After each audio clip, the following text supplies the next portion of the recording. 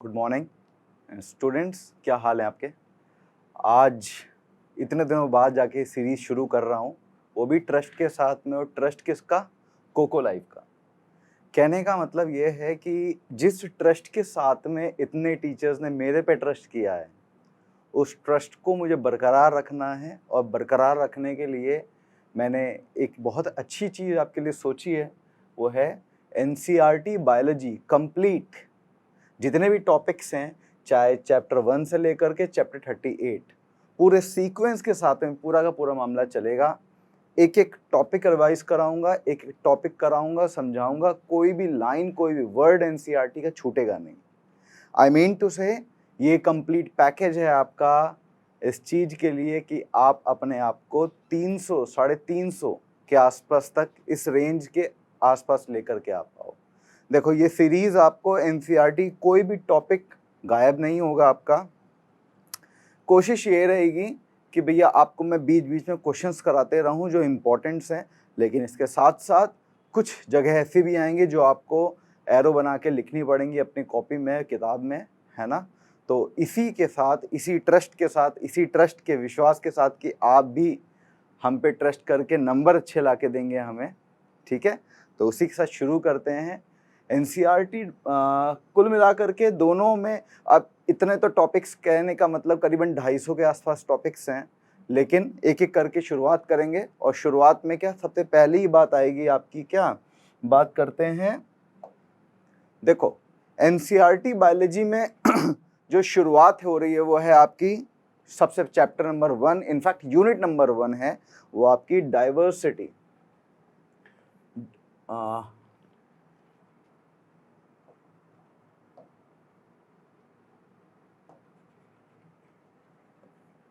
Okay, diversity है ना, driver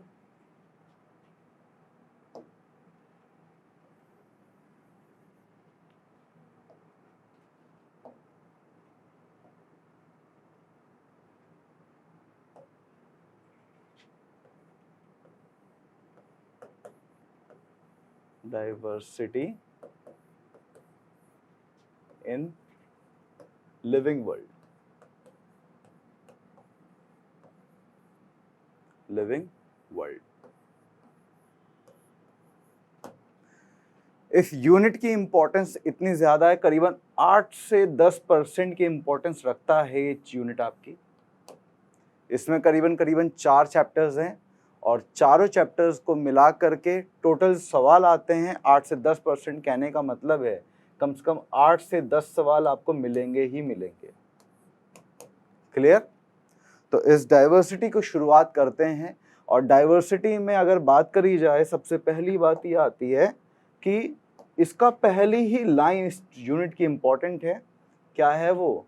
biology क्या चीज है, बायोलॉजी क्या है, आप देखेंगे बायोलॉजी में। अब देखो भैया, ये मामला शुरू हो रहा है। बायोलॉजी में आपको ध्यान ये रखना है कि बायोलॉजी का मतलब होता है दो चीजों की स्टडी। किस किस की? एक है आपके पास में काहे की, अगर बात करिए लाइफ फॉर्म्स के बारे में। किसके? लाइफ फॉर्म्स के बारे में। और ये पहली ही लाइन है आपकी एनसीईआरटी के फर्स्ट पेज की फर्स्ट लाइन है, biology is what? It is a study of two things, life form और आपके क्या, living process. Living process generally होगा क्या, ये जो लिविंग प्रोसेसेस है, ये तो आप इंडिविजुअली पढ़ोगे ही पढ़ोगे। आप बता भी सकते हो क्या क्या आता है इसके अंदर, आप बताओगे? अगर कहा जाए आपसे तो क्या क्या आ जाएगा इसके अंदर? क्या क्या आएगा इसके अंदर? आप जैसे देखा जाए तो आपके पास में रेस्पिरेशन आ जाता है, रेस्पिरेशन, isn't it? रेस्पिरेशन इसका एक अलग टॉपिक है, दोनों में है, प्लांट में भी है, एनिमल में भी है। अगर बात करी जाए इसके बाद में रिप्रोडक्शन, isn't it? रिप्रोडक्शन, वो भी आपका वहीं पे ही, दोनों में अगेन प्लांट इसमें आएगा ही आएगा, 12th में भी आएगा, 11th में भी आएगा। और जैसे अगर बात करी जाए मेटाबॉलिज्म, मतलब वही रेस्पिरेशन, डाइजेशन वगैरह वगैरह। क्लियर? मतलब जैसे बात करते हैं कि आप बात करोगे जो आप खाना खा रहे हो, डाइजेशन के बारे में, रिप्रोडक्शन के बारे में, ट्रांसलोकेशन के बारे में पहले से पढ़ते चले आ रहे हैं, है ना। तो इन सब का रिस्पेक्टेड जब टॉपिक आएगा तो उसमें हम इसको पढ़ेंगे ही पढ़ेंगे। हमारा मेन फोकस है जो वो है आज लाइफ फॉर्म्स के बारे में। क्लियर? आपसे कहा जाए लाइफ फॉर्म्स क्या चीज है, बताओ। लाइफ फॉर्म्स की अगर बात करी जाए तो भैया हम बात करते हैं ऑर्गेनिजम्स की, डाइवर्सिटी की। डाइवर्सिटी मतलब आपकी लाइन में लिखा हुआ है 1.7 से 1.8 मिलियन, इतने ऑर्गेनिज्म आपके पास में मौजूद हैं। क्लियर? अब इन्हीं को हम लाइफ फॉर्म्स कहते हैं। जो लाइफ है वो कितने ऑर्गेनिजम्स में, जैसे बात करते हो माइक्रो ऑर्गेनिजम्स के बारे में, मैक्रो ऑर्गेनिज्म जैसे हम लोग, माइक्रो मतलब जैसे आपके पास में बैक्टीरिया हो जाएंगे, अमीबा हो जाएंगे, इन सब की बात कर रहे हैं। तो इसी के बारे में स्टडी करना और ये जानना कि कोई चीज लिविंग है कि नहीं, है कि नहीं। यानी कि आज का जो टॉपिक है वो इसी चीज पे निर्भर करेगा कि क्या क्या चीजें लाइफ फॉर्म्स में हम कह सकते हैं। तो इसकी स्टडी को ही हम क्या नाम देते हैं, बायोलॉजी। ध्यान रखिएगा, ऐसे ऐसे क्वेश्चंस भी आपके पास में आते हैं एग्जाम में, ठीक है। चलिए अब अपनी बात अगर देखी जाए तो सबसे पहली बात भैया, किसी भी यूनिट को शुरू करने से पहले एक साइंटिस्ट के बारे में बताया जाता है। और ध्यान ये रखिएगा, मैं बीच बीच में क्वेश्चन भी बताता रहूंगा। तो चलें, सबसे पहले बात आती है एक साइंटिस्ट की, इनका नाम क्या है, Ernest Mayr. Ernest Mayr, isn't it? Ernest Mayr जो है, उन्होंने, वो एक पहली बात बहुत बड़े साइंटिस्ट थे। अब इनकी डिटेल एनसीईआरटी में बहुत ज़्यादा लिखी हुई है। अब इतनी डिटेल एनसीईआरटी की याद नहीं करनी है आपको। जो पॉइंट्स मैं बता रहा हूँ इस सीरीज़ में ज़्यादातर मेरा वही फोकस रहेगा जो आपके एग्ज़ाम में आता है। और दूसरी चीज़ क्या, कि कोई चीज़ ऐसी जो इन बिटवीन द लाइन्स आपसे पूछी जाएगी, ठीक है। तो सबसे पहली बात अर्नेस्ट मेयर के बारे में क्या है, इनको कहा जाता है कि ये क्या है, इवोल्यूशनरी बायोलॉजिस्ट। इवोल्यूशनरी बायोलॉजिस्ट का नाम दिया जाता है इनको। बहुत इंपॉर्टेंट है, अभी पता चलेगा इवोल्यूशन क्या चीज है, आप बताओ। क्या चीज है इवोल्यूशन? इवोल्यूशन बेशक आपका म्यूटेशन की वजह से जो चेंजेस हो रहे हैं, जो रिप्रोडक्शन की वजह से जो चेंजेस हो रहे हैं, जिसकी वजह से एनवायरनमेंट में अपने आप को कौन, हम सब के सब अडेप्ट करते हैं, isn't it? यही आपका क्या है, इवोल्यूशन कहलाता है। अब जो इवोल्यूशन है, इसीलिए इनको कहा गया इवोल्यूशनरी बायोलॉजिस्ट, और इसी वजह से इन्हें एक नाम भी दिया गया, क्या, Darwin of 20th century. Darwin of 20th century, Darwin of 20th century. और ये क्वेश्चन आ चुका है। क्लियर? चलिए अगला देखें, क्या इनको इसी की वजह से एक नाम और दिया गया, क्या, ये भी बहुत इंपॉर्टेंट है, Alexander Agassiz of zoology emeritus.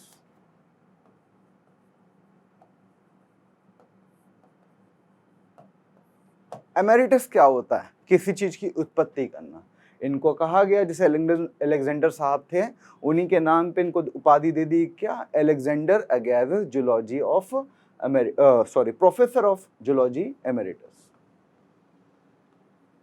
Professor of zoology emeritus.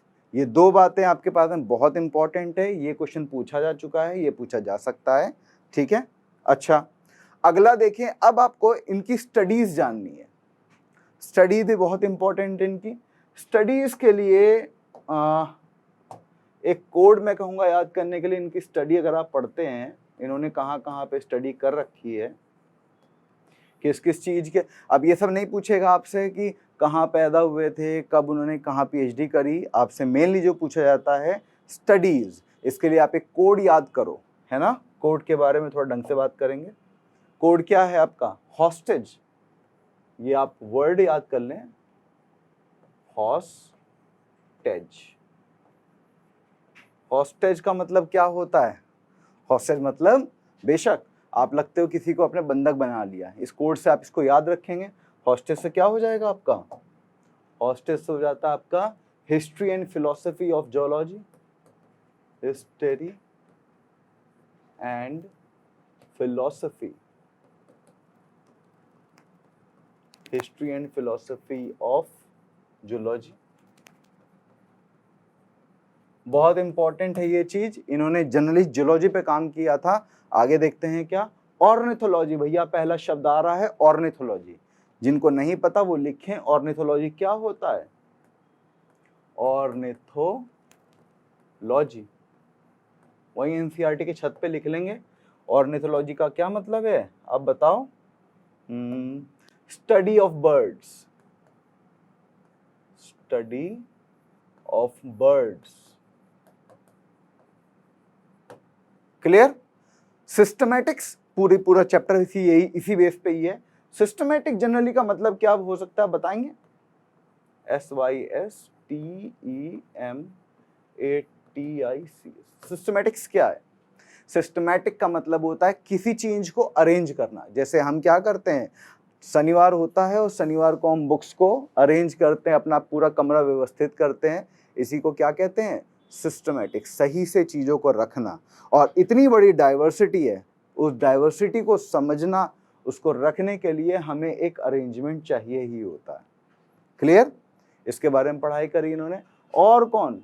Taxonomy, ये भी बहुत इंपॉर्टेंट है। अगर किसी चीज को आप आइडेंटिफाई कर रहे हो, उसको सही से रखने की सोच रहे हो, तो भैया उसको आपको कहीं ना कहीं अरेंज करना पड़ेगा टैक्सोन के बेस पे।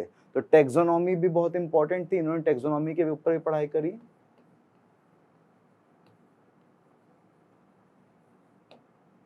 Taxonomy, okay. फिर क्या है? इवोल्यूशन के बारे में इन्होंने देखा था और ऊपर बता ही दिया आपको, इवोल्यूशन।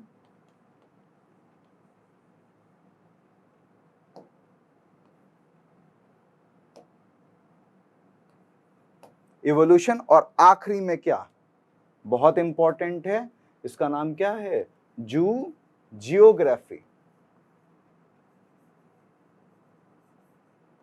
इसको भी अंडरलाइन करके लिख लें। इसके बारे में क्या, इसको हम क्या कहते हैं? जियोग्राफी में दो शब्द दिख रहे हैं, एक तो क्या बताएं? एनिमल, और जियोग्राफी ऑब्वियसली यानी कि एनिमल्स का डिस्ट्रीब्यूशन, एनिमल्स का डिस्ट्रीब्यूशन पूरे अर्थ पे। This is what? जियोग्राफी।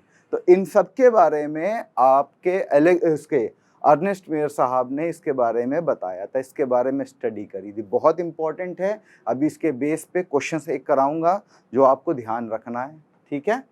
चलें, अच्छा टैक्सोनॉमी की बात हो जाती है। टैक्सोनॉमी सिस्टमैटिक का डिफरेंस थोड़ा समझ लेते, क्या चीज है ये। आपको देखो ये कहा गया कि भैया सिस्टमैटिक क्या है, आपने बता दिया। कोई आपसे पूछे सिस्टमैटिक क्या चीज है, सिस्टमैटिक बेसिक लाइन जान लेते फिर तो हम पढ़ेंगे ही। आपने कहा अरेंजमेंट करना, यहां पे हम अरेंजमेंट किसका करेंगे? ऑब्वियसली ऑर्गेनिजम्स का। ऑर्गेनिजम्स जैसे आप बात करते हो, कोई भी ले लो, फॉर एग्जांपल आपसे कहा जाए डॉग ले लें, क्लियर? आप ले लो कैट ले लो, आप ले लो मैंगो ले लो,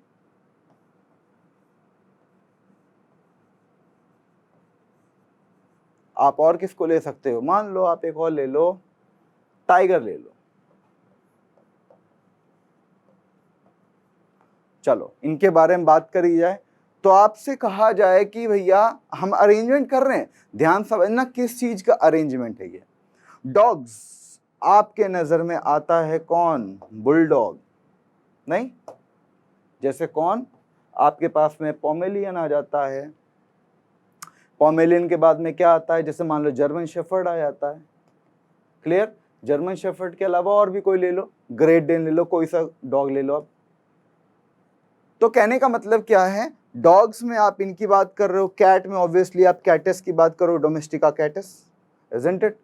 और अगर आप बात करिए मैंगीफेरा इंडिका, बेशक साइंटिफिक नेम इसका क्या है? Mangifera indica. और टाइगर पहले ही इसमें लिखा हुआ है कौन सा? Panthera tigris. क्लियर? ये 4 आपके पास में अगर कहा जाए तो आप इनको पहचान सकते हो कि हाँ भैया डॉग है, ये कैट है, ये मैंगो है, ये टाइगर है। क्लियर? देखो, अगर मैं कहता हूं डॉग की फैमिली, बताओ कौन सी होती है? कहते हो आप कैनिडेई। कैनिडेई नहीं। अगर कहा जाए कैट की फैमिली क्या है? फेलिडेई। फेलिडेई। आपसे कहा जाए मैंगो की फैमिली क्या है, बताएं कौन सा है? एनाकार्डियेसी।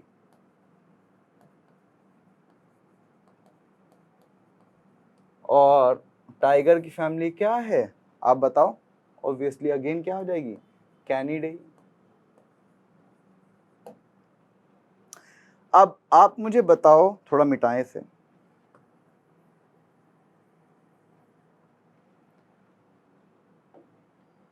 अगर इन कैनिडेई, फेलिडेई, एनाकार्डियेसी या कैनिडेई फैमिली को अगर आप कहते हो तो आप इन सब को उठा करके, जैसे बात करिए, इसको ले लो, फेलिडेई को ले लो, और आप एक और इसको फिर से ले लो, इनको किस में करोगे आप? एनिमेलिया।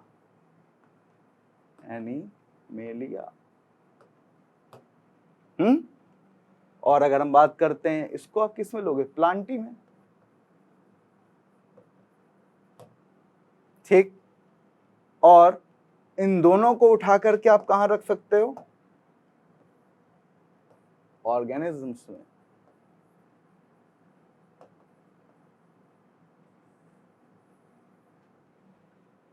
क्या दिख रहा है आपको? आपने कहा इतने सारे ऑर्गेनिजम्स थे अपने आप पास में, कितने? 1.7 से 1.8 मिलियन। क्लियर? अब इतने ऑर्गेनिजम्स को आप अरेंज कर रहे हो एक सिस्टमैटिक ढंग से। सिस्टमैटिक ढंग का मतलब क्या है? आप मुझे बताओ, क्या आप डॉग को उठा करके आप प्लांट में डाल सकते हो? नहीं डाल सकते। आप मुझे बताओ कि भैया मैंगो को उठा करके आप एनिमल में डाल सकते हो या कैनिडे में डाल सकते हो? नहीं डाल सकते। फेलिडे में नहीं डाल सकते, इसी तरीके से ना तो हम टाइगर के इसमें भी नहीं डाल सकते। कहने का मतलब ये हुआ कि हम अलग अलग चीजों को सही से रखेंगे। जैसे आप, क्या मैंने बताया था शुरुआत में, अब किताब की जगह है, किताब की जगह उठा करके आप तकिए की जगह पे तो रखोगे नहीं, जैसे आप तकिया बना करके सो जाते हो उसके ऊपर। या आप कहने में, अगर आपका जो बाथरूम का सामान है उसको उठा के आप अपने बेड पे तो रखोगे नहीं, या स्टडी टेबल पे तो रखोगे नहीं। हर चीज को आप स्पेसिफिक जगह दे रहे हो। वैसे ही आपने डॉग को क्या किया? एक स्पेसिफिक जगह दी है कैनिडेई में। कैनिडे के बाद में क्या कह दिया? ये एनिमेलिया किंगडम में आ जाएंगे। और अगर कहा जाए अल्टीमेटली किस में? ऑर्गेनिजम्स में आएंगे। ऐसे ही आप बताओ, हम बात करते हैं मैंगो के बारे में, तो मैंगो के बारे में भी यही कहना है आपको, क्या ये भी आपका प्लांटी कैटेगरी में आ जाएगा। और ये प्लांटी अल्टीमेटली ऑर्गेनिजम्स में। हम कहें ये सारे के सारे क्या हैं? Living organisms. तो आप मुझे बताओ, क्या समझे हो आप इस बात का? सिस्टमैटिक का मतलब है कि इतनी सारी जटिल ऑर्गेनिजम्स आपकी दुनिया में पाए जा रहे हैं, उनको आप, चाहे वो प्लांट के हों चाहे वो एनिमल के हों, उनको आपको सही जगह रखना है। क्लियर? यही क्या होता है? सिस्टमैटिक। और उसके बाद में दूसरा शब्द क्या था? टैक्सोनॉमी। वो टैक्सोनॉमी क्या, अभी आपने देखा, जैसे कहा जाए कैनिडे की अगर आपके बात करी जाए, तो अब कैनिडे के, जब आपसे कहा जाए कैनिडे, तो आप उसमें कौन कौन को काउंट करोगे? टाइगर को काउंट कर लोगे, पैंथरा को काउंट कर लोगे। ऐसा तो है नहीं कि आप उसमें कैट को काउंट कर लेंगे। बात समझ में आ रही है? ऐसा तो है नहीं कि आप उसको, हम मैंगो को काउंट कर लेंगे। तो उसमें भी आप क्या कर रहे हो कि अलग चीज को आप अलग जगह दे रहे हो। तो जब आपसे कहा जाए कि भैया आप बताओ, जैसे आपसे कहा जाए इंसेक्टा, जब आपसे इंसेक्टा कहा जाएगा तो आप उसमें इंसेक्ट को ही काउंट करोगे। आर्थ्रोपोडा फैमिली को ही काउंट करोगे, इजंट इट? उन्हीं के ऑर्गेनिजम्स को लेकर के आओगे, ऐसा नहीं होगा कि आप अपने आप को भी इंसेक्ट बता दो। क्लियर? तो यानी कि किसी भी चीज, जैसे आपसे कहा जाए क्लास 1 का स्टूडेंट है, तो वो क्लास 1 का स्टूडेंट क्लास 1 के स्टूडेंट में ही काउंट होगा, ऐसा नहीं कि क्लास 10 के स्टूडेंट में कह देंगे उसको। अगर आपसे कहा जाए नीट का एस्पिरेंट है तो नीट के एस्पिरेंट में काउंट होगा, ये नहीं कि आप उसे जेई के एस्पिरेंट या आईएएस के एस्पिरेंट में आप ले जाओगे। बात समझ में आ रही है? कहने का मतलब ये है कि हर चीज को स्पेसिफिक चीजों, कैरेक्टर्स के बेस पे आप उसको एक स्पेसिफिक जगह पे रखते हो, और जिस स्पेसिफिक जगह का रखते हो उसी को आप क्या कहते हो? कैटेगरी, जिसका साइंटिफिकली नाम क्या है? टैक्सॉन। तो इसकी स्टडी के बारे में भी किसने बताया था? अर्नेस्ट मेयर साहब ने बताया था। ध्यान रखना इन चीजों के बारे में, क्योंकि आगे अभी एक क्वेश्चन आएगा। चलो अब बात करते, हमारा ये पूरा स्टडी हो गई। उसके बाद अर्नेस्ट मेयर साहब ने बहुत ही इंपॉर्टेंट एक चीज दी थी, बहुत इंपॉर्टेंट, ध्यान रखेंगे। स्पीशीज की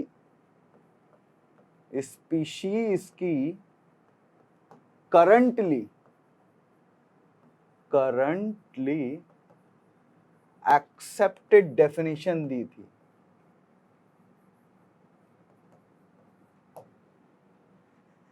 करंटली एक्सेप्टेड डेफिनेशन स्पीशीज की दी थी, और उसको क्या कहा गया था? Biological concept of species. बहुत important, biological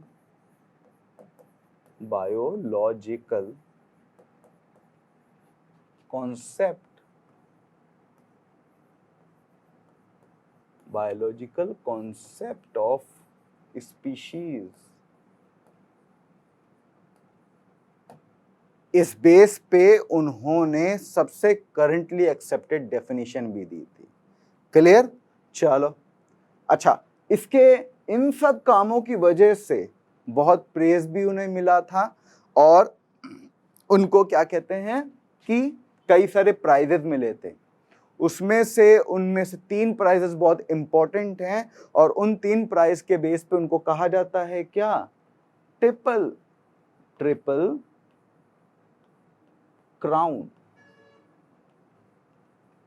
of, triple crown, सिर्फ ट्रिपल क्राउन कहा जाता है। और इसमें 3 प्राइजेस आ जाते हैं, ये बहुत बार पूछा जा चुका है। सबसे पहला Crawford prize,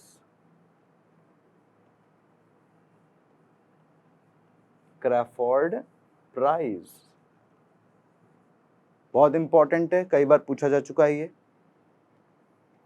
Crawford prize, Crawford के बाद में क्या है आप बताओ? बाल्सम प्राइज, और तीसरा क्या है आपका? International prize.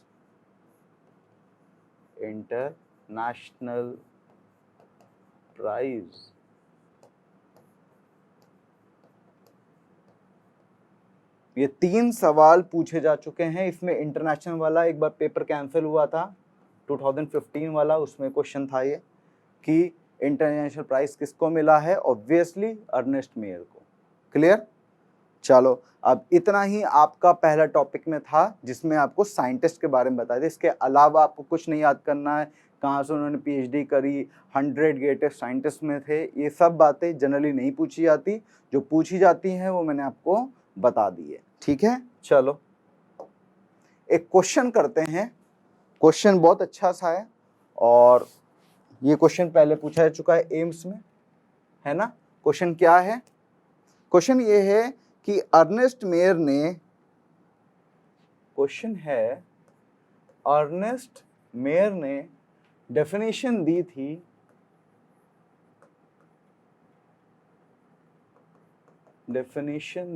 स्पीशीज की on the basis of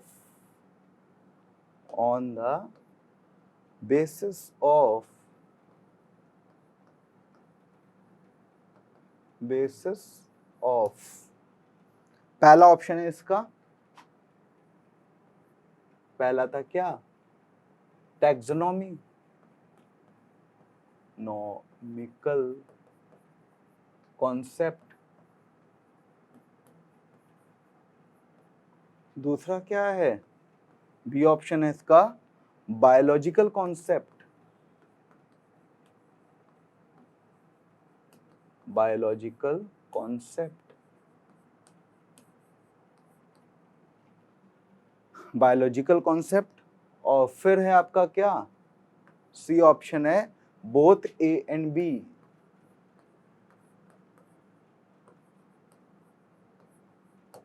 और डी ऑप्शन इसका नन। जल्दी से लगाएं इसको, देखें आपको पता है कि नहीं। और ये क्वेश्चन कई लोगों का गलत हुआ था, पहले बता दे रहा हूं। आप में से किसी ने क्या लगाया है वो मिलाना, अब क्या लगाया आपने, कई बच्चों ने लगाया होगा टैक्सोनॉमिकल कॉन्सेप्ट, किसी ने लगाया होगा बायोलॉजिकल, किसी ने लगाया होगा बोथ ए एंड बी, और हो सकता है कोई हो जिसने लगाया हो आपका नन। तो नन तो आंसर है ही नहीं, क्योंकि ये तो पक्का है कि इन्होंने डेफिनेशन दी थी किसकी, स्पीशीज की, है नहीं। तो स्पीशीज की डेफिनेशन तो इन्होंने दी थी, लेकिन नन तो हो ही नहीं सकता। बचता है ए और बी। ऑप्शन ए और बी भी नहीं हो सकता। इसका रीजन क्यों है जरा देखें। इसका सही आंसर तो है पहली तो बात biological concept. Clear, biological concept दिया था उन्होंने, इसके बेस पे ही उन्होंने डेफिनेशन भी दी थी। हम टैक्सोनॉमी को काउंट क्यों नहीं करते हैं उसकी डेफिनेशन के लिए, उसका रीजन ये है कि उन्होंने स्टडी तो करी थी, याद करें अभी आपको बताया था, स्टडी करी थी उन्होंने टैक्सोनॉमी के बारे में, टैक्सोनॉमी के बारे में उन्होंने स्टडी तो करी थी, लेकिन डेफिनेशन नहीं दी थी। डेफिनेशन उन्होंने लिविंग क्राइटेरिया पे दी थी कि स्पीशीज का नीश क्या है, स्पीशीज का हैबिटेट क्या है, जहां पे वो अपना फंक्शनल रोल अदा करता है कि नहीं। तो इसीलिए इसका आंसर क्या है, बायोलॉजिकल कॉन्सेप्ट। और ये सीधी सीधी लाइन भी है, जिन्होंने सिर्फ रट ली होगी एनसीईआरटी उनका ये सही हो जाएगा। बात समझ में आ रही है। तो ये भी चीज आपको ध्यान रखनी है क्या, कि एनसीईआरटी को रटना कब है। अगर आप समझे हुए होते तो बेशक कर ले जाते आप, लेकिन अभी क्या है, करीबन 50 क्वेश्चंस आपको पता है एनसीईआरटी में आते हैं डायरेक्टली, और बचे हुए 40 क्वेश्चंस आते हैं अच्छे वाले। जैसे क्या है आपका assertion, reason, match the column. इन सब को मैं धीमे धीमे जैसे जैसे टॉपिक चलता रहेगा मैं इसमें क्वेश्चंस डालता रहूँगा, और ये आपको करते रहना है, ठीक है। तो इतना आपके बारे में, एक साइंटिस्ट के बारे में था। और अब आपका चैप्टर शुरू होता है कौन सा, the living world. First topic है आपका, फर्स्ट चैप्टर है आपका क्या, the living world, the living world.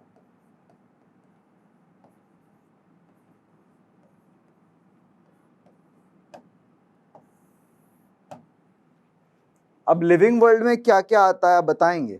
सबसे पहला ही सवाल है, आपने कहा था लाइफ फॉर्म्स के बारे में, और लाइफ फॉर्म्स में आपने ये तो कह दिया डाइवर्सिटी, उसको हमने देखा सिस्टमेटिकली अरेंज कैसे करोगे। सिस्टमेटिकली अरेंज करने के बाद उसको आप कहाँ पर रखोगे, है कि नहीं। जैसे आप क्या करते हो, कोई आ रहा होता है दूर से, आपका जानकार है, आपका दोस्त है, पहले आप उसको आइडेंटिफाई करते हो, अच्छा ये मेरे को याद हो रहा है। तो सबसे पहले आप क्या करोगे, उसको आप कैरेक्टराइज करते हो। उसके बाद क्या करते हो, आप उसको पहचानने की कोशिश करते हो, आइडेंटिफिकेशन। टैक्सोनॉमी वही तो हमने किया था। हमें लग रहा है कोई जिंदा चीज है, अब वो पास आई, अपने कहा अच्छा कीड़े की तरह दिख रहा है, तो उसको कहाँ रख रहे हो आप, इंसेक्टा में। बात क्लियर हो रही है।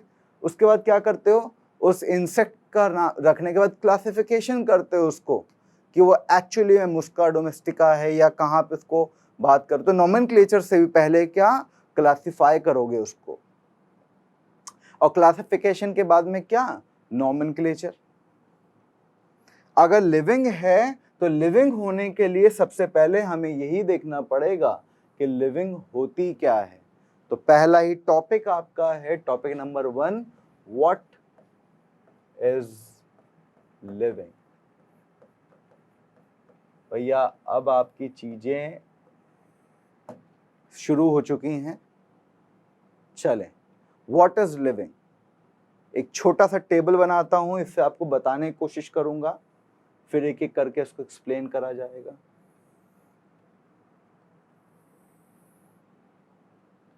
क्या क्या आपसे कहा जाए, क्या क्या लिविंग के कैरेक्टर्स होते हैं?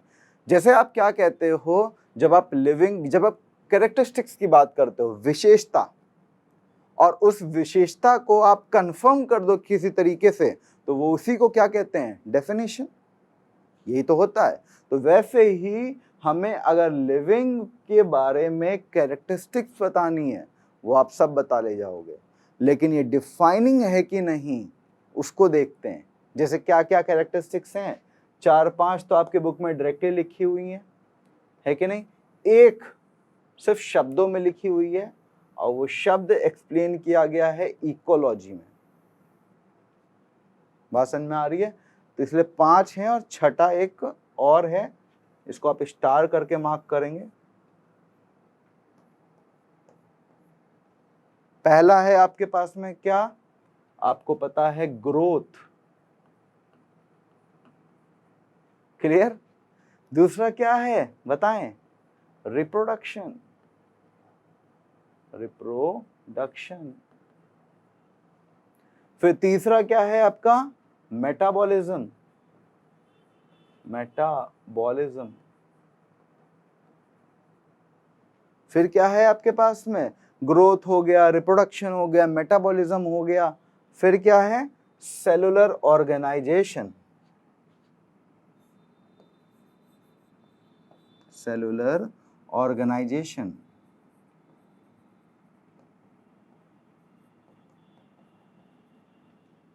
फिर क्या है आपके पास में? कॉन्शियसनेस। कॉन्शियसनेस। और आखिरी और सबसे इंपॉर्टेंट जो आपके इकोलॉजी में हमें बताया गया है अच्छे से, क्या कहते हैं? इंटरैक्शंस।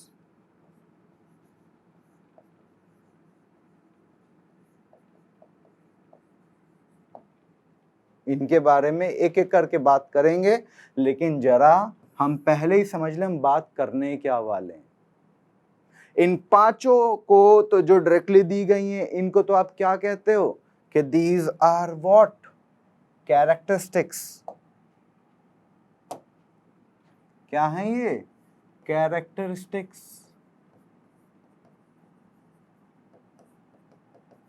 कैरेक्टरिस्टिक्स का मतलब क्या? विशेषता। और क्या ये जो विशेषता हैं, ये इस चीज को डिफाइन करेगी कि कोई चीज लिविंग है या नॉन लिविंग? उसको क्या करेंगे? Defining criteria.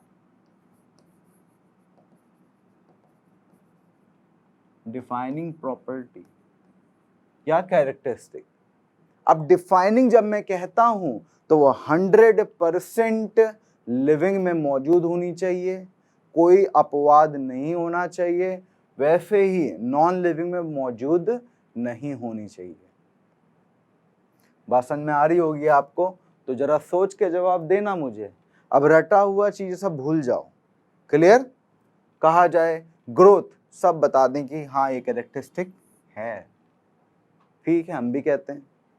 रिप्रोडक्शन भी है, आपके मेटाबॉलिज्म भी है, सेलुलर ऑर्गेनाइजेशन भी है, कॉन्शियसनेस भी है, आपके पास इंटरैक्शंस भी है। बात फंसती है कहाँ पे? आकर के डिफाइनिंग प्रॉपर्टी में। देखो जरा, ग्रोथ की बात करी जाए तो बेशक ये आपकी डिफाइनिंग प्रॉपर्टी नहीं है। क्लियर? कहा जाए रिप्रोडक्शन, ये भी नहीं है। और उसके बाद में मेटाबॉलिज्म, ये है डिफाइनिंग प्रॉपर्टी, ये भी है, ये भी है, और आखिरी इंटरैक्शंस तो है ही। तो इस चीज को आप अपने पास रख लोगे। बाकी चीजें समझने के लिए एक एक करके बात करते हैं कि ग्रोथ आपकी डिफाइनिंग प्रॉपर्टी क्यों नहीं है। बात समझ में आ रही है? और ये बहुत ही इंपॉर्टेंट दोनों क्वेश्चन हो जाएंगे कि आपकी डिफाइनिंग प्रॉपर्टी क्यों नहीं है ग्रोथ और रिप्रोडक्शन, बाकी सारी की सारी डिफाइनिंग हो जाती है। देखते हैं जरा, एक एक करके बात करेंगे। तो पहला पॉइंट है आपका ग्रोथ के बारे में।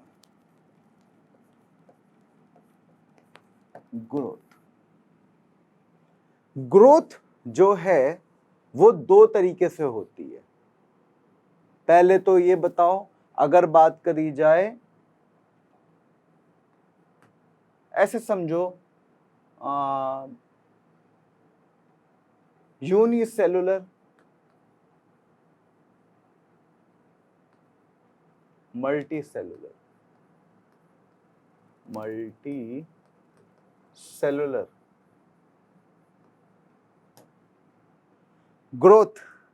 ग्रोथ आपकी अगर बात करी जाती है तो ट्विन कैरेक्टर्स की बात होती है। पहली क्या होती है कि मास में इंक्रीज होना,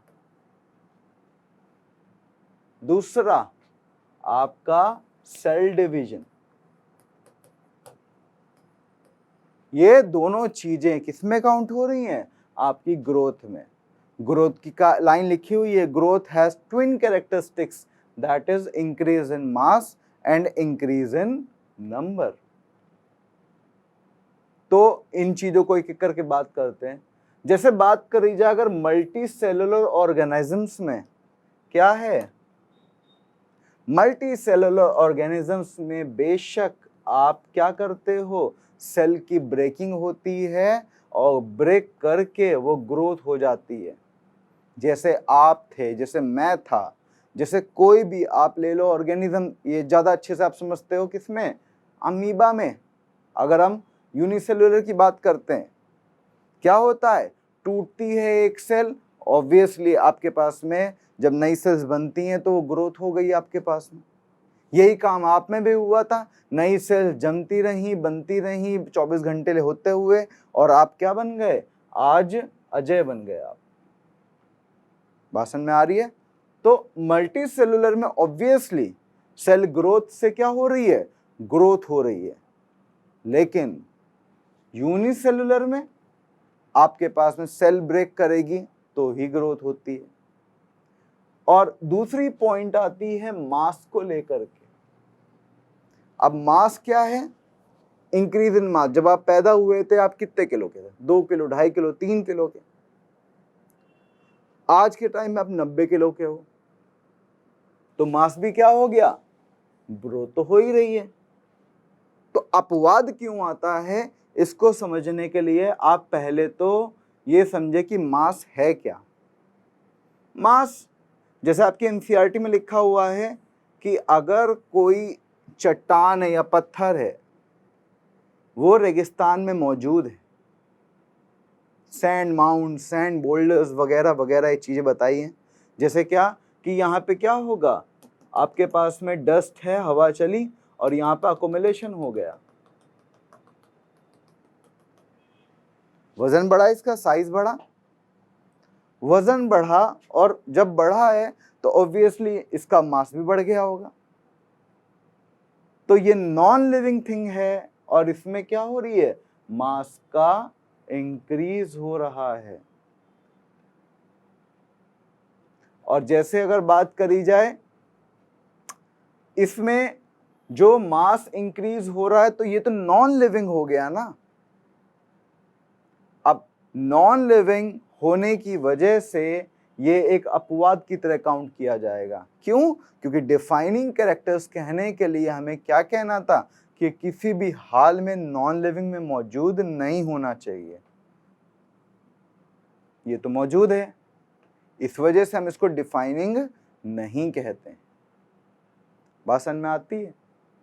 तो अगर आपसे क्वेश्चन पूछा जाए कि why growth is not said to be a defining criteria, is it because of cell division और बिकॉज ऑफ मास इंक्रीज? तो ये आपको ध्यान रखना है कि मास की वजह से उसको हम डिफाइनिंग नहीं मानते हैं। क्लियर हो रही है? सेल डिवीजन से मानेंगे, अभी बात करते हैं डिटर्मिनेट के बारे में, लेकिन पहले मास देख लिया, भाई गया है तो पहले ये मास में आपने देख लिया। मास को समझने के लिए आप जरा एक चीज देखो, अगर कहा जाए मास, दो तरीके की ग्रोथ होती है मास की वजह से, इसको कहते हो क्या, एक होती है इनडिटर्मिनेट ग्रोथ, इनडिटर्मिनेट, भैया जाग जाओ अब, थोड़ा सा एनसीईआरटी से अलग हटके क्वेश्चन है ये। इनडिटर्मिनेट और डिटर्मिनेट, नोट है यहां पे एक, इनडिटर्मिनेट और डिटर्मिनेट। इनडिटर्मिनेट का मतलब क्या हुआ कि ग्रोथ हमेशा ही होती रहे,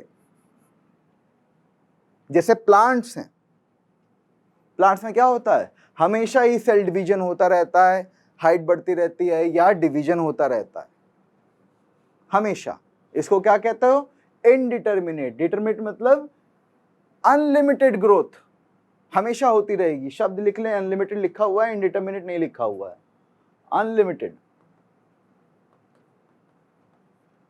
और दूसरा क्या है, डिटर्मिनेट मतलब लिमिटेड ग्रोथ, जैसे हम में, आप बताओ हम में क्या होता है, जैसे मान लो हम बात करते हैं हाइट के बारे में, या कोई भी चीज है, एक सर्टेन एज पे जाकर के ग्रोथ रुक जाती है, 20-22 साल तक के एज में क्या करते हैं, आपकी हाइट इंक्रीज होती है उसके बाद नहीं, तो वो क्या हो गई, डिटर्मिनेट ग्रोथ हो गई, इनलिमिटेड ग्रोथ हो गई।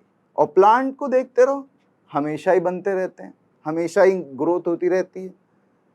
तो ये तो बात होती है कि एनिमल और प्लांट्स की, लेकिन अगर हम कह रहे हैं डिटर्मिनेट ग्रोथ, तो क्या एनिमल में सारी सेल्स में डिटर्मिनेसी पाई जाती है, कईयों का जवाब होगा नहीं। तो उस नहीं के लिए आप लिखेंगे कि नोट, नोट क्या है, बहुत इंपॉर्टेंट है, मिटा लें इसको।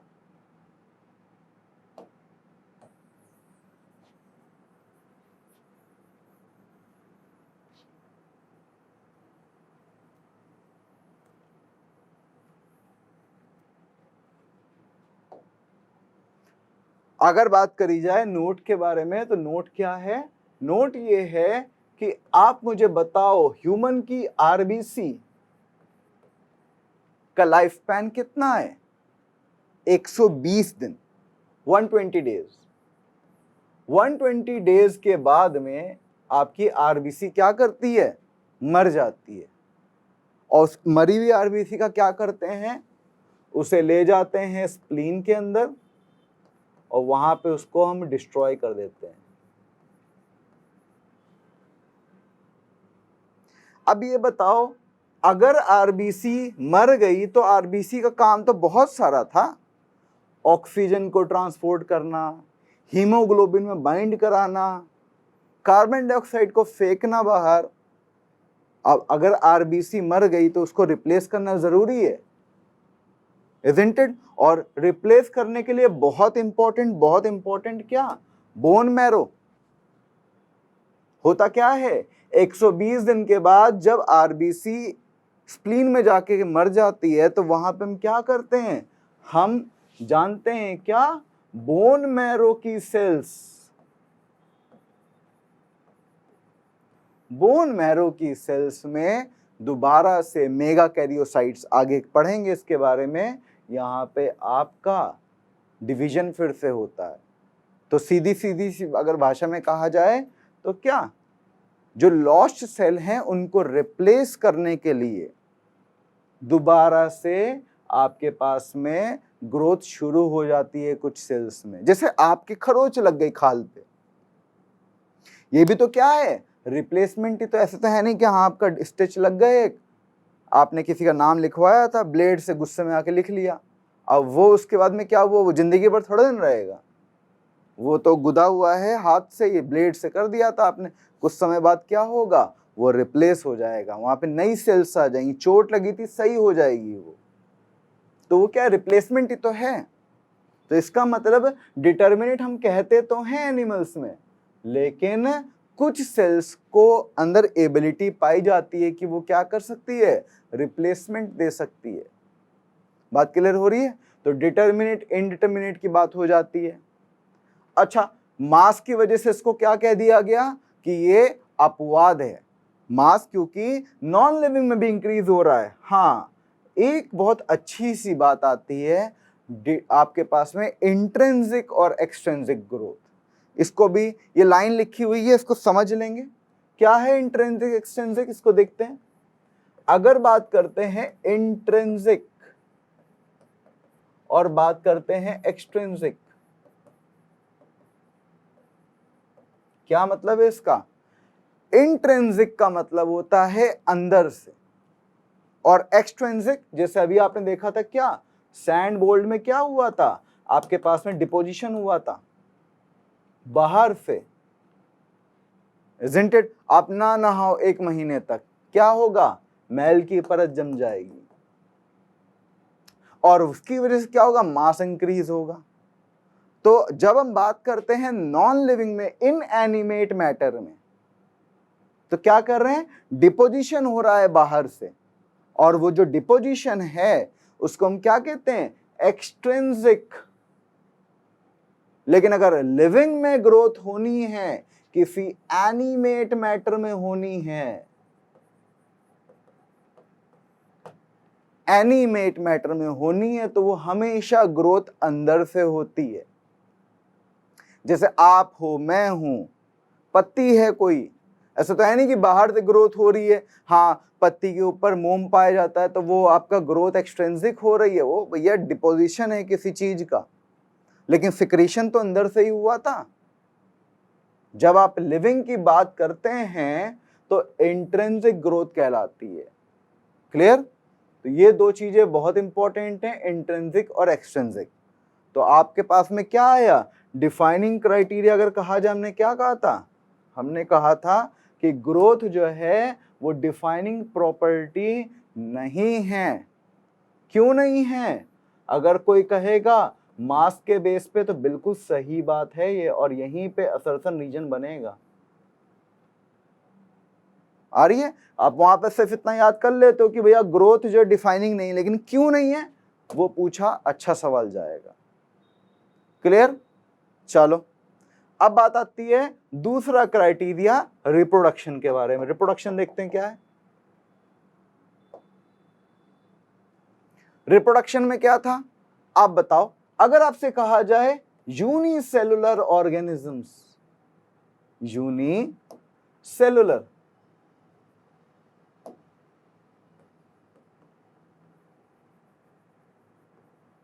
बहुत इंपॉर्टेंट है।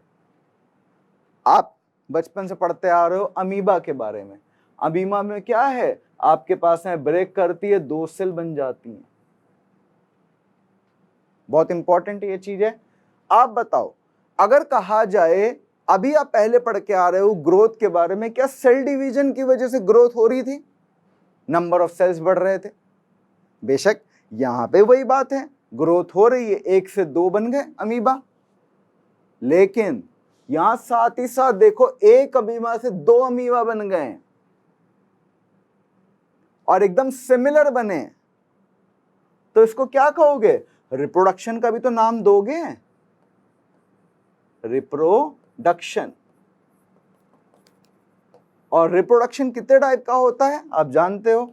2 टाइप का, एक है आपका क्या, एसेक्सुअल, और एक क्या है आपका, सेक्सुअल। एसेक्सुअल रिप्रोडक्शन क्या था? अगर हम कहते हैं एग्जैक्टली, या हम कहते हैं जेनेटिकली सिमिलर, और आप इसको क्या कहते हो सेक्सुअल वाले को? Slightly different form, SLIGHTLY। बेटे देखो, अब चूंकि देखो इतनी बार एनसीईआरटी पढ़ चुके हैं हम कि एनसीईआरटी ही बोल रहे हैं, ऐसा नहीं है कि अब हमने एकदम सेक्सुअल टॉपिक उठा दिया रिप्रोडक्शन का, नहीं है, सब कुछ उसी में से जहां पर रिलेवेंसी आएगी। हाँ, एनसीईआरटी से बाहर ना के बराबर लेके जाऊंगा। क्लियर है? जहां पर रिक्वायरमेंट होगी वहीं पे एनसीईआरटी से बाहर जाएगा।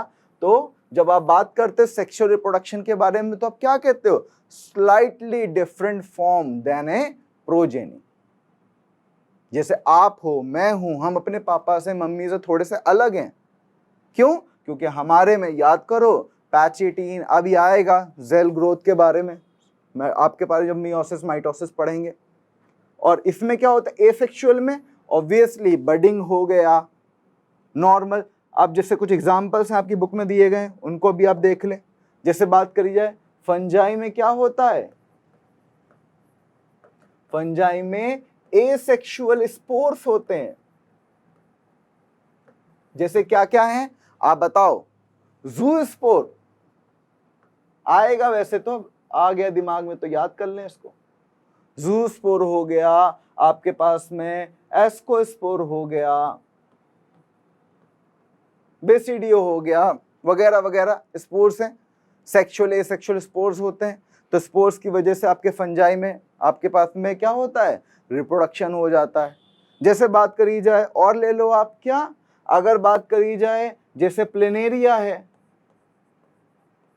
लिखो अब एक इंपॉर्टेंट पॉइंट आ गया, प्लेनेरिया आ गया तो क्या, ट्रू रीजनरेशन बहुत इंपॉर्टेंट है जिनको नहीं पता है। अभी एक चीज बताता हूं आपको, रीजनरेशन देखो, अगर आप ये देखते हो ना कि एकदम से टफ चीज आ गई, टफ वफ कुछ नहीं है, बात सिंपल सी ये है कि जो आपके साथ में जो आपके पीयर्स हैं अगर वो अच्छा नंबर स्कोर कर रहे हैं तो मतलब उन्होंने वो मेहनत कर रखी है, आप भी करोगे ऑब्वियसली आपकी भी नंबर बढ़ जाएंगे। तो इससे घबराना नहीं है, क्लियर। तो जब आपको नहीं आ रहा है तो आप उसको वहीं पे लिख लो, कुछ लोग होते लिखते नहीं है, लिखो ट्रू रीजनरेशन क्या है। प्लेनेरिया में क्या होता है, अगर जैसे हाइड्रा है, क्या होता है हाइड्रा में, अगर मान लो आपके पास में हाइड्रा को आपने काट दिया तो कोई भी टुकड़ा कोई भी फ्रैगमेंट, जब आप किसी चीज को मान लो, जैसे मान लो एक ऐसे है, इसको आप क्या कर रहे हो, आपने इसको जगह जगह से ब्रेक कर दिया, तो जो ब्रेक पार्ट है वो क्या करेगा, फिर से पूरा पूरा पार्ट बना लेगा, पूरा पूरा ऑर्गेनिज्म बना लेगा, क्लियर। फ्रैगमेंट से अगर पूरा पूरा पार्ट बना लेते हैं तो उसको हम क्या कहते हैं, ट्रू रीजनरेशन, क्लियर। किसमें आता है, प्लेनेरिया एंड फ्लैटवर्म्स में, सब एनसीईआरटी के लाइंस हैं ये। और जैसे कहा जाए ईस्ट हो गया, जैसे कहा जाए आपके पास में ईस्ट हो गया, क्या होता है वहां पे, वहां पर आपका होता है बडिंग फॉर्मेशन।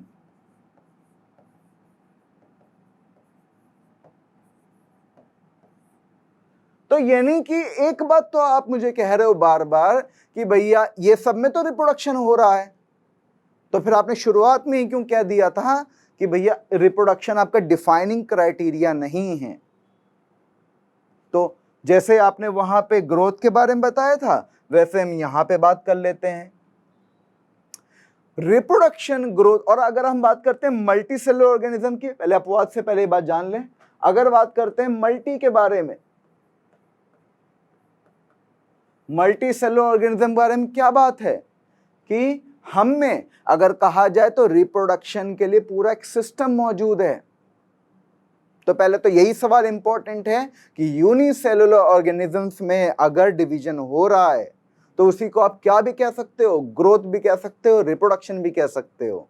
ग्रोथ कैसे कहोगे, नंबर सेल्स बढ़ गए, 1 से 2 हो गए।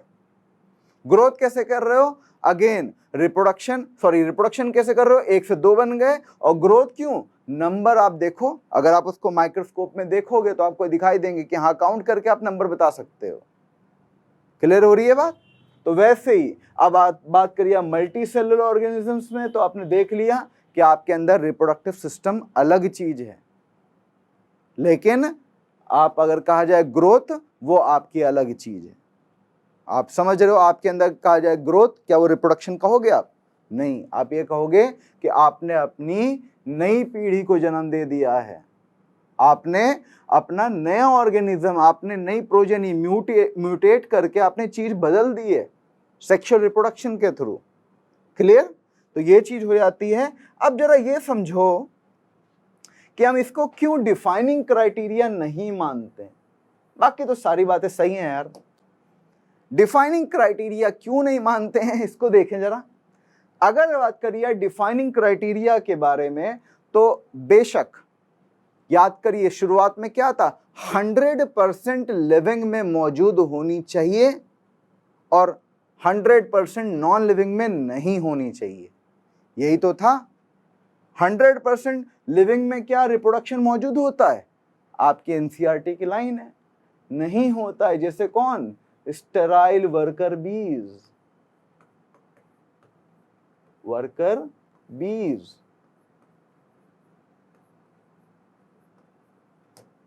दूसरे कौन है आपके पास में, इनफर्टाइल कपल।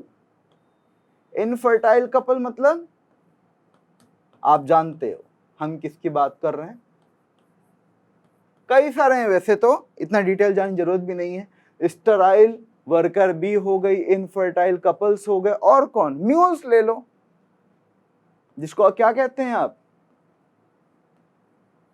म्यूल्स मतलब खच्चर। इनके अंदर भी क्या होता है, कोई रिप्रोडक्टिव कैपेबिलिटी नहीं होती है। तो याद करें, क्या इनमें से कोई ऐसा है जो नॉन लिविंग है, तीनों के तीनों लिविंग है भैया। और जब लिविंग है तो मौजूद होनी चाहिए थी कैरेक्टरिस्टिक, है नहीं है, इसीलिए आप रिप्रोडक्शन को भी क्या नहीं मानते हैं, आपकी डिफाइनिंग क्राइटेरिया नहीं मानते हैं। क्लियर हो रही है। थोड़ा सा और देख लेते हैं आगे चल के, कितना टाइम हुआ है, चलो देखो और देख लेते थोड़ा सा। मेटाबॉलिज्म, मेटाबॉलिज्म के बारे में बात करी जाए तो मेटाबॉलिज्म क्या चीज है, मेटाबॉलिज्म की बात करी जाए आगे देखेंगे। मेटाबॉलिज्म बहुत इंपॉर्टेंट है, देखो समझना बहुत जरूरी है। अगर आप डायरेक्टली रटने के कगार पर रहोगे ना, तो अभी आपने देख लिया मार क्या होगे, टेक्सोनॉमिकल अप्रोच आएंगे माइनस, और एक नंबर पे ज्यादातर तो फोबिया यही है कि हम लेके आ जाएंगे 340 नंबर एनसीईआरटी पढ़ के, लेकिन लाओगे कैसे, मास्टर तो बोल देते हैं कि 300 नंबर लेकर के आने हैं, इसके बगैर काम नहीं। आप भी बड़े खुश, अरे आ गए 300, बाकी थोड़े थोड़े ले आएंगे फिजिक्स केमिस्ट्री में, हो गया काम। 300 का मतलब है कम से कम 80 सवाल करते हो तब भी पॉसिबिलिटी नहीं बनती है, माइनस भी तो करके आओगे 4-5। बात समझ में आ रही है। तो ये चीज मतलब कहने का कि सिर्फ और सिर्फ आपको एनसीईआरटी रट करके, किसी चीज को समझ करके और उसके आगे बढ़ करके सवाल लगा करके तभी आप बढ़िया बन पाओगे। क्लियर। तो मेटाबॉलिज्म पे चलते हैं। मेटाबॉलिज्म क्या था, मेटाबॉलिज्म का मतलब होता है, अब देखो फिर जो बच्चे नहीं जानते वो लिखेंगे इस चीज को, बाकी लोग आगे बढ़े जाएंगे। मेटाबॉलिज्म क्या है, सम टोटल जितनी भी रिएक्शंस, लाइन लिखी हुई क्या, all the reactions in the living is known as metabolism. और वो लिविंग की रिएक्शंस क्या हैं आप बताओ, दो तरीके की रिएक्शंस होती हैं, कौन कौन सी, एक कैटाबॉलिज्म, एक एनाबॉलिज्म। कैटाबॉलिज्म और एनाबॉलिज्म। अब कैटाबॉलिज्म, बेशक आपने कोई रोटी का टुकड़ा खाया, दांतों से चबाया, तोड़ दिया उसको, उसके बाद आपने उसको लील लिया, डिग्लूटेट कर दिया, ईसोफेगस से पेट में चला गया। हुआ क्या, आपने एक बोलस को ब्रेक कर दिया तो उसके फ्रैगमेंट बना दिए, और फ्रैगमेंट बना करके आपको पता है कि आपने रोटी में सब्जी लगाई, खा ली, उसको सब कुछ चला गया आपका, प्रोटीन भी, आयंस भी, मिनरल्स भी, विटामिन्स भी, कार्बोहाइड्रेट भी। लेकिन जब हम कैटाबॉलिज्म मतलब है किसी कॉम्प्लेक्स फॉर्म को हम सिंपल फॉर्म में लेकर के चले जाएं, जैसे क्या आप बताओ, अमीनो एसिड्स है कि नहीं, फैटी एसिड्स आगे आएगा ये, और कौन, ग्लूकोज। जब हम किसी चीज को इन फॉर्म में लेकर के आते हैं तो उसको क्या कहते हैं? कॉम्प्लेक्स से सिंपल मॉलिक्यूल में ब्रेक किया है, इसी को क्या कहते हो?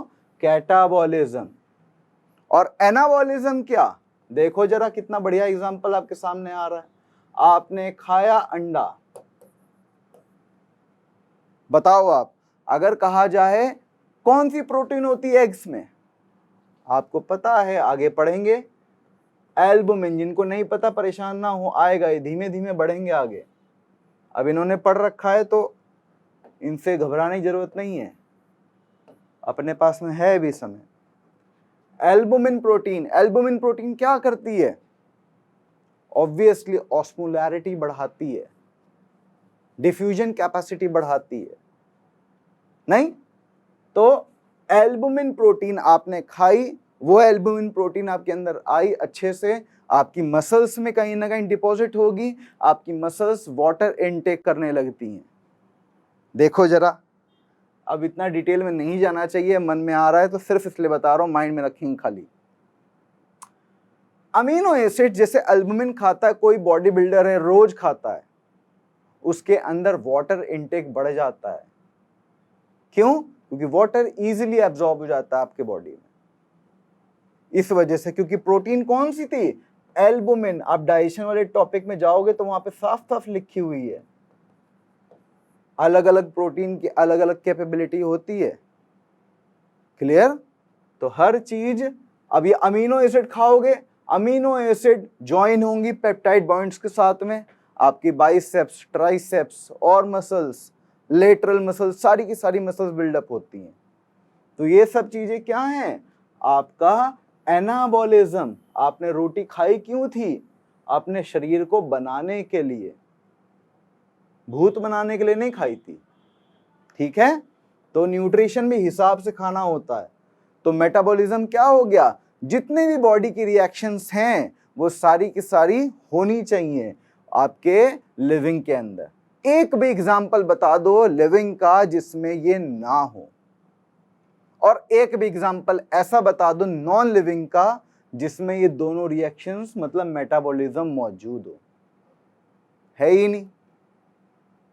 इसी वजह से हम मेटाबॉलिज्म को क्या कहते हैं?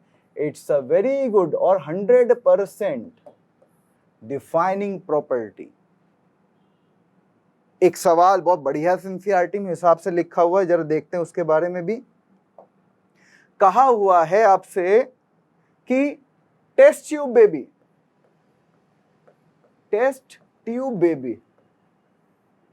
अब टेस्ट ट्यूब बेबी प्रोग्राम में क्या करते हैं हम एक टेस्ट ट्यूब लेते हैं, उसमें फादर का या फिर डोनर का स्पर्म लेते हैं, वैसे ही मदर का और डोनर का हम क्या लेते हैं? ओवा लेते हैं, दोनों को फर्टिलाइज कराते हैं।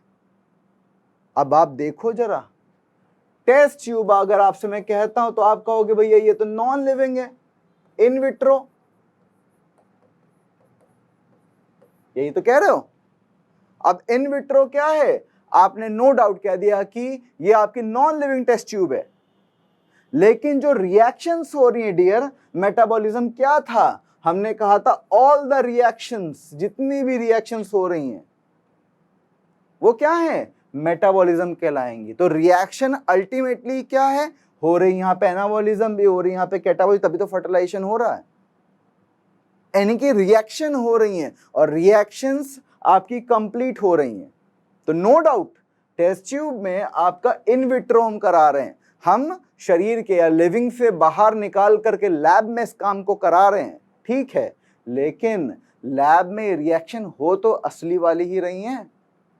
इसीलिए टेस्ट ट्यूब बेबी, हम कह तो सकते हैं क्या टेस्ट ट्यूब नॉन लिविंग है, लेकिन रिएक्शंस क्या हैं?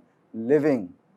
इसीलिए 100% क्या है कि मेटाबॉलिज्म आपका क्या हो जाएगा? Defining criteria. बात क्लियर होती है? चलो अब बात करते हैं, मेटाबॉलिज्म हो गया, मेटाबॉलिज्म के आगे चलते हैं, कोई आपको अपवाद नहीं मिले। अब देखो, ये बता मुझे कि मेटाबॉलिज्म कहां पे होता है? मेटाबॉलिज्म होने के लिए एक स्पेसिफिक जगह होनी चाहिए। अभी अपने टेस्ट ट्यूब में भी देखा भाई, स्पर्म क्या थी? एक सेल थी, नहीं? आपका ओवा क्या था? सेल था। यानी कि मिनिमम कम से कम एक सेल होनी ही चाहिए।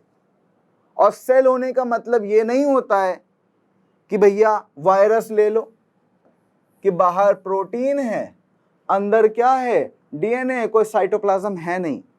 जब आप बात करते हो किसी लिविंग सेल के बारे में मेटाबॉलिज्म कराने के लिए, तो आप क्या कहोगे कि भैया आपके पास में चीजें तो होनी चाहिए। जैसे क्या? सेल मेम्ब्रेन भी होनी चाहिए, सेल वॉल वगैरह बात अलग है। साइटोप्लाज्म सबसे इंपॉर्टेंट चीज तो यही है। क्या साइटोप्लाज्म को क्या कहते हो? चलेंगे आगे चल के, क्या लिखा है वहां पे? Main arena. भैया मेन एरेना, मेन एरेना क्या होता है? अखाड़ा। यहां पे क्या है? ये हमारा अखाड़ा है, यहां पे लड़ रहे हैं हम, तभी तो आप सीख रहे हो। क्लियर हो रही है? तो जो मेन एरेना जहां पे मेटाबॉलिज्म होगा, अब वायरस को आप क्या कहते हो? जब तक वो होस्ट से बाहर है, क्या आप उसे लिविंग कहते हो? नहीं कहते। और जैसे वो हमारे अंदर आएगा, सर्दी जुकाम सब कर देगा। क्लियर? तो वो क्या, वहां पे साइटोप्लाज्म मौजूद नहीं है, जो रिएक्शन करने की जगह है वो मौजूद नहीं है।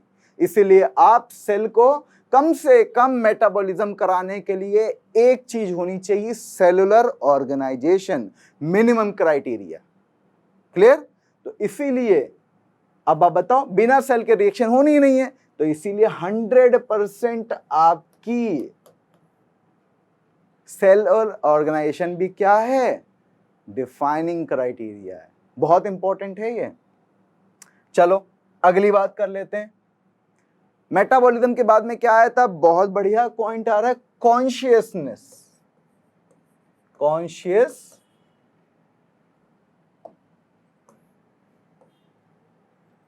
कॉन्शियसनेस चलेंगे।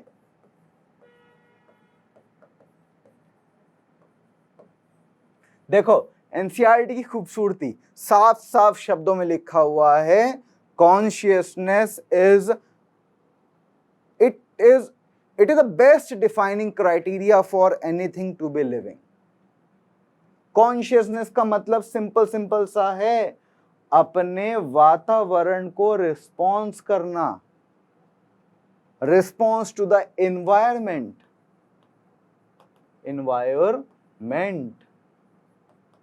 अब इसका एग्जाम्पल क्या है? जैसे मान लो कोई पेड़ है, मान लो टच मी नॉट प्लांट है कि नहीं? टच मी नॉट प्लांट है, उसमें क्या होता है? आप उसको छूते हो, वो एकदम से शर्मा जाता है, पत्तियां सिकोड़ लेता है अपनी। तो क्या हुआ? आपने जब उसको टच किया था, तो टच क्या था?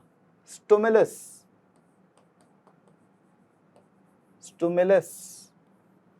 समझ लेना, ये समझ में नहीं आता है जनरली। टच क्या था? स्टिमुलस। और उसके बाद में आप उसमें क्या किया? अपनी पत्तियां मुरझा ली, विड्रॉ कर ली। ये क्या हो गया? रिस्पॉन्स। आप क्या कर रहे हो? सर्दियां हो रही हैं, कपड़े लादते चले जा रहे हो, गर्मियां हो रही हैं, उतारते चले जा रहे हो, एक लिमिट तक ही। ठीक है? तो क्या है? कॉन्शियसनेस। अगर एनवायरमेंट में कोई चेंज आ रहा है और उसको हम क्या कर रहे हैं? रिस्पॉन्स कर रहे हैं, तो इसको क्या कहते हो? कॉन्शियसनेस। कोई अपवाद नहीं है इसका। क्लियर? लेकिन फिर वही बात, एनसीईआरटी की खूबसूरती है, और एनसीईआरटी को सब के सब कॉपी करते हैं। देखिए जरा क्या कहते हैं कि भैया फिर कोमा वाला पर्सन क्या हो गया, या चलो कोमा से पहले चलो आगे, हम बात आती है कहां पर? कि सेल्फ कॉन्शियसनेस कहां है। अब पहली तो बात ये, सेल्फ कॉन्शियसनेस ही क्या होती है बताओ? सेल्फ कॉन्शियसनेस कुछ नहीं है। सेल्फ कॉन्शियसनेस का मतलब है स्वचेतना। स्वचेतना मतलब जैसे मैं हूं, मेरी क्या क्राइटेरिया है, मेरे अंदर क्या कॉन्शियसनेस है। नो डाउट आप मुझे टच करोगे, आप मैं आपको थप्पड़ मारूंगा, ये बात ठीक है, मानती है बात। लेकिन सेल्फ कॉन्शियसनेस का मतलब होता है अपना वर्क। जैसे मेरे को एक अच्छा टीचर बनना है, आपको अच्छा सिलेक्शन करवाना है, ये मेरे को पता है कि अदरवाइज रिकॉग्निशन नहीं मिलेगा, आप जो करना चाहते हो आपको खुद से सेटिस्फैक्शन नहीं मिलेगा। तो अगर जैसे आप हो, आपका कोई वर्क है कि आपको बढ़िया काम करना, बड़ा हॉस्पिटल बनाना है, तो ये क्या आपका एम है एक, isn't it? तो वो क्या हो गई, कॉन्शियसनेस। क्या इस पेन को पता है, इस ब्लैक बोर्ड को पता है?